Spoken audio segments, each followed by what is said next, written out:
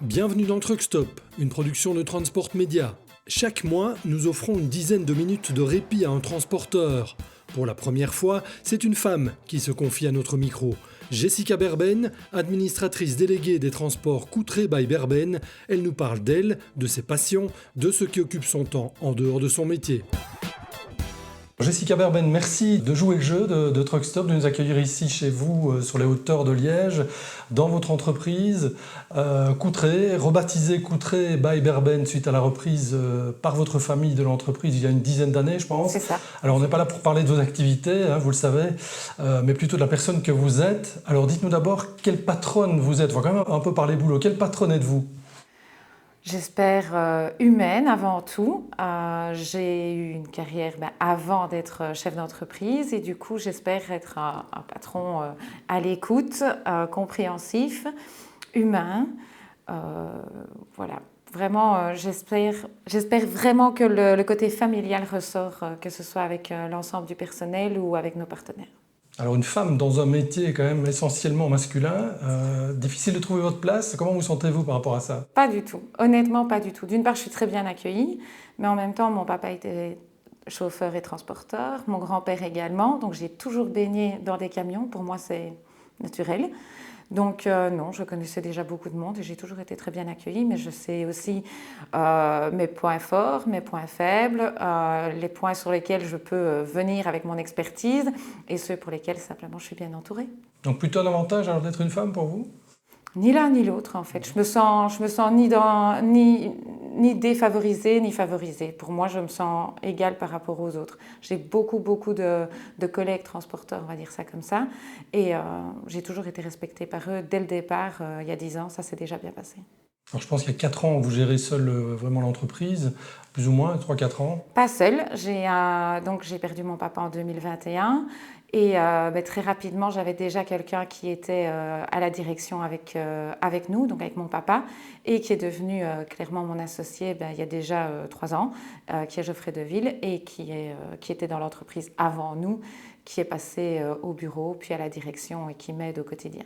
Vous avez bien trouvé vos marques alors, je veux dire, parce que ça reste finalement relativement frais pour vous, le top management d'une entreprise de transport, même si vous êtes baigné dedans depuis toujours, mais vous avez trouvé vos marques sans problème, et vous ne ramenez pas le boulot à la maison ?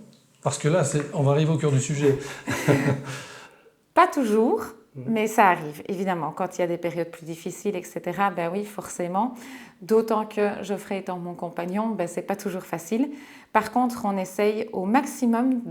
Une fois qu'on passe la barrière, ce qui s'est dit a été dit, c'est fait, la journée est passée, maintenant on passe à la maison.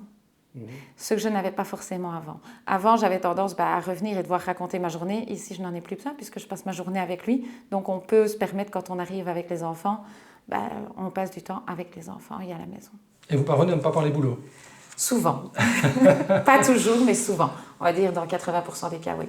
Alors dites-nous de quoi fait votre temps lorsque vous êtes chez vous et vous ne travaillez pas et que vous parvenez à déconnecter alors ? Alors je suis une vraie liégeoise, donc c'est une catastrophe. Je sors, village gaulois, village de Noël, tout ce qui va avec. J'aime beaucoup sortir, j'aime beaucoup me rendre à des spectacles, à des concerts. Ce week-end, je n'en ai fait que 3 sorties, donc ça va. Mais je sors beaucoup, j'ai beaucoup d'amis, j'ai besoin vraiment de me vider la tête en allant m'amuser, en allant profiter de spectacles partout en Belgique ou ailleurs. D'ailleurs, je passe les frontières facilement. C'est l'avantage des transporteurs, je crois qu'on ne se tracasse pas vraiment du nombre de kilomètres qu'on fait pour sortir. Et vous dites concert, quel type de concert, quel genre de musique ? Récemment, donc, j'ai fait Toto ce week-end. J'écoute beaucoup du francophone aussi, Gérald de Palmas, etc. Un peu de tout. J'ai pas de style particulier. J'aime la musique de manière générale.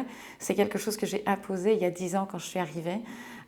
Pour moi, c'était important d'avoir de la musique toute la journée quand je travaille. J'ai besoin que ce soit agité. Ça veut dire qu'il y a de la musique en permanence ? En permanence. D'accord. Au bureau et à la maison aussi ? Oui. Je me lève le matin, c'est Spotify. Je me couche le soir, on éteint la musique. Oui. Et votre compagnon est sur la même longueur d'onde ? Exactement. Et les enfants se sont habitués. On a un baffle à la maison et le premier qui se lève allume le baffle et hop, c'est parti, tout le monde est dedans, quoi. Alors, la convivialité, visiblement aussi. Vous avez un grand cercle d'amis ? Oui, Oui, j'avoue, j'ai beaucoup d'amis, j'ai beaucoup de connaissances aussi. Je profite énormément. Je profite pour les voir, je profite pour rencontrer de nouvelles personnes.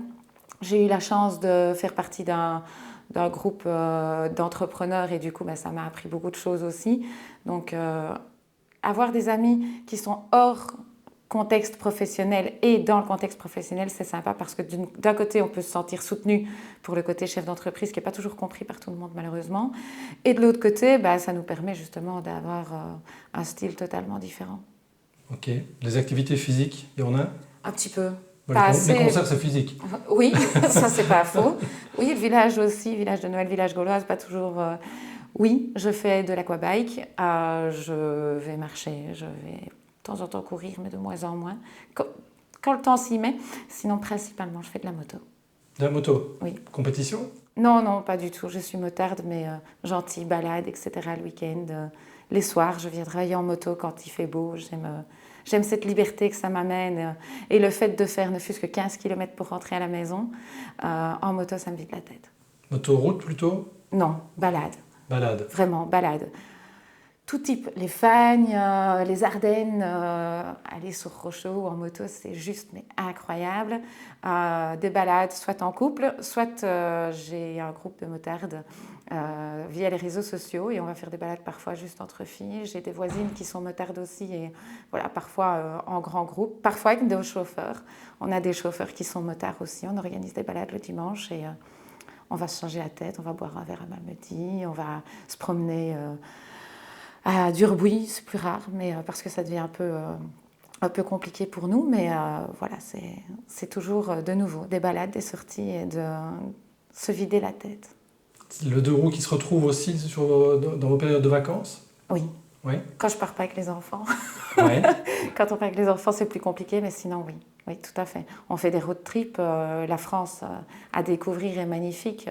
À l'heure actuelle, une application et on s'arrête.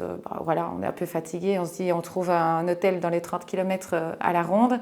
On fait 30 bornes, on s'arrête dans un hôtel et voilà, on recommence le lendemain, on continue notre petit tour et c'est parti.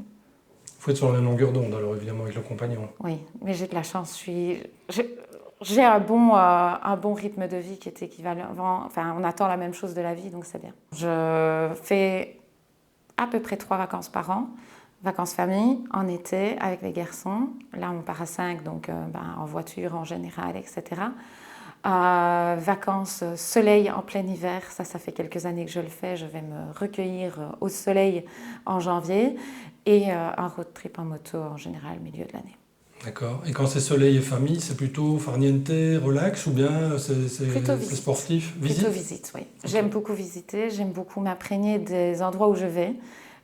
J'ai visité la Thaïlande, j'ai visité la République dominicaine, j'ai visité l'Italie de long en large. Dernièrement, on a fait la Croatie. Aller rencontrer les gens et voir comment ils vivent. Ah oui. Donc il n'y a pas de routine, vous n'allez jamais 2 fois au même endroit? Je déteste m'ennuyer. Déteste m'ennuyer. Je crois que c'est peut-être la seule chose qui énerverait les gens autour de moi, à mon avis. C'est que je ne sais pas rester en place. Toujours en mouvement? Tout le temps. Tout le temps. Je n'ai pas envie d'être statique, je n'ai pas envie de... De temps en temps, oui, le dimanche, j'aime bien rester à la maison, mais après, il faut vite que ça bouge. Il y a quand même des moments de calme, de repos, de méditation Oui, alors en vacances, c'est visite, mais c'est de temps en temps des jours de farniente où les garçons sont en furie dans les piscines, et moi plutôt à leur transat avec un bouquin. D'accord. Là, ça fait du bien, oui. Et chez vous aussi? Ou bien là, il n'y a pas le temps? Oui, je prends le temps. Je prends le temps pour moi, parce que tout simplement, quand je prends du temps pour moi et que je suis calme, je crois que ça repose aussi tout le monde. Alors, faut être honnête, je suis une maman vivante et une belle maman vivante. Donc, de temps en temps, oui, ils n'ont pas toujours l'habitude d'un rythme où tout le monde doit me suivre. Ça ne leur plaît pas toujours, c'est normal. Oui, j'allais dire, les enfants, ils arrivent à suivre leur mère, là. On fait attention. Voilà. Pour mon fils, il est habitué. Pour mes beaux-fils, ils s'habituent. Alors, dans cette rubrique, on a reçu pas mal de transporteurs, mais pas mal de vieux briscards. Et quand on leur parle réseaux sociaux, digital, etc., ça ne leur parle pas énormément, même s'ils restent attentifs évidemment à ce qu'on raconte sur leur entreprise. Vous êtes plus jeune, est-ce que vous les réseaux sociaux, tout ce qui est digital, les emails, etc., c'est quelque chose qui a une part importante dans votre vie? C'est énorme, c'est énorme. On est obligé déjà, tout ce qui doit être géré par mail doit être géré par mail. Moi, je suis au maximum là-dedans. La e-box, c'est beaucoup plus facile que les courriers qui arrivent, la boîte aux lettres, machin. Enfin, pour moi, ça me semble hyper compliqué de gérer ça autrement. Donc, la digitalisation est importante. Les réseaux sociaux, j'avoue, je m'en occupe pas personnellement parce que j'aime pas ça. Mais je sais que c'est important. Donc, on a beaucoup de communication sur la page Facebook, etc. Et du coup, les chauffeurs, par exemple, qui vont faire un transport spécifique, l'atomium, la neige, voilà, ils nous envoient des photos. Et une fois qu'on les poste sur les réseaux, ils sont hyper fiers de se dire « Ah, c'est mon camion qui est sur la page Facebook ». Donc, on essaye d'y faire gaffe, vraiment, oui. Et ça n'empiète pas trop sur votre sphère privée? Non. Non. Non. Non, non, ça reste raisonnable. Puis voilà, c'est une de mes collaboratrices qui gère les réseaux sociaux et elle sait qu'elle le gère du lundi au vendredi. Elle n'a pas besoin de gérer ça les week-ends, etc. On ne reçoit pas des demandes de transport là-dessus. On est plutôt sur une image qu'on veut donner. Et forcément une image liégeoise. On poste quand on boit un verre, quand on fait les 2 fêtes du personnel par an. On a une petite mascotte depuis 3 ans. Gertrude fait de la mécanique. Gertrude, voilà, on met Gertrude dans toute sa splendeur. Et c'est plutôt pour l'image et pas pour le côté purement professionnel. Mais au moins, ça nous donne une image un peu sympa, quoi. Aujourd'hui, vous avez trouvé votre équilibre? Je crois, oui. Qu'est-ce qu'on peut vous souhaiter alors? Que les années prochaines soient plus faciles professionnellement parce qu'on vient de traverser un mode économique très compliqué entre le Covid, la guerre en Ukraine, les changements, les États-Unis, ça nous fait un peu peur quand même. Donc peut-être un peu plus de stabilité au niveau économique. Voilà. Parfait. Merci de nous avoir reçus. Bonne continuation. Merci beaucoup, ça me fait plaisir.